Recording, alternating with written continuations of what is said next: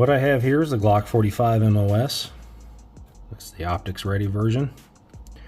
And I'm going to give you kind of a tabletop view of it. That way you guys can get a good look. And I'm going to tell you what I think about it and kind of go over what's on it.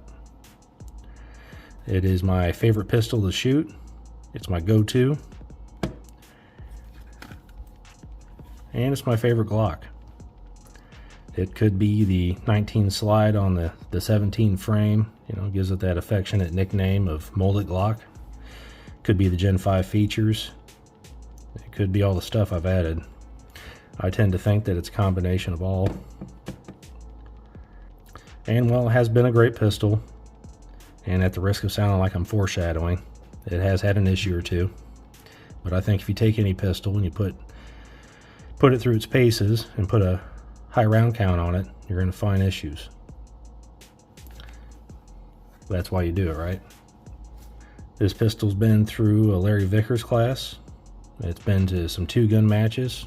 It's been in the hot and the cold, and it just keeps performing. I run it in this Safari Land holster here, and as you can see, it takes the abuse so the pistol doesn't have to. Now, as for optics, I started out with a Trijicon RMR, then moved to a Holosun 407 for a bigger window, and then went to the enclosed emitter camp, and now I'm rocking this 509T. I use the CH Precision Weapon Systems plates. I just find them a better design than the Glock MEM plates that the MOS supplies, and just more aesthetically pleasing. It fills in all the gaps in front of the optic. Got some backup irons here. They're Ameriglow sights, and as you can see, they just peek over the bottom of the optic here. Cheap, 50 bucks. They're just there as cheap insurance. Stock barrel was just fine, but I went to this Parker Mountain machine threaded barrel so I could put their comp on. Nice single port comp. It follows the contours of the Gen 5 slide really well. I also like the way that they install. They tighten up like they do, like a regular muzzle device does on a rifle. It uses shims and rock set instead of those set screws. Hasn't backed off. Only issues I have had with this comp is in really cold weather with your bulk ammo, like your target ammo. It would short stroke every once in a while. And my solution was to go over to Shadow Systems. Their recoil spring will fit in these Gen 5s, and you can change the spring rate. So, put a couple pounds lighter spring in there, and it fixed the issues. Surefire X300. Nice bright light. I think I did start with a Streamlight, one of their TLR1 HLs, but this is the B model.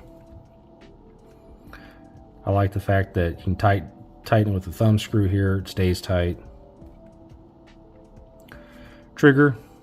You got an Apex Tactical aluminum flat face trigger, along with a ghost connector in here. Gives me a nice about 4.5 pound pull. Rolls through like butter. Going on to the frame, it's pretty well stock. Just added this grip plug to kind of fill in the gap. I like the nice flared Magwell, the Gen 5s. No finger grooves. The texture is good enough. It could be a little bit more aggressive, but I don't want to mess with that right now. The mag release is just fine. Same thing with the slide release here. Biggest modification I made was this kind of a thumb rest, you know, custom with a K. But moving on to the biggest issue I've had with it, and that is the tip breaking off the striker. It ruined a range trip, and it was a little disheartening when it happened. Did contact Glock, sent them some pictures, and they were nice enough to send out a replacement striker. Could it have been a lemon part? Possibly, but it's not the first time I've heard of a broken striker on a Glock. I do dry fire this thing a lot, and it happened around 5,000 or 6,000 rounds. And so you got to think how many more trigger pulls I have in dry fire over that. But other than that, the replacement lives in here. I did pick up a spare, and the OEM ones are they're hard to find to buy on the internet. So I went to a company called LD2 Combat. They make a Gen 5 striker. The Gen 5 strikers are different than previous generations. I ran a few hundred rounds with that one, and it runs, so I have a backup. So yeah, overall it's been a good pistol. I don't shoot a ton, but I do shoot more than most. I take this thing to classes. I run matches with it. I dry fire a lot. But yeah, it's a good pistol. It's a good tool. So that's about all I've got. Only thing I can add is get out and shoot. Go sign up for a class. Go find a local match. If you can't find anything local, go travel. But get out there and shoot. You'll thank me later.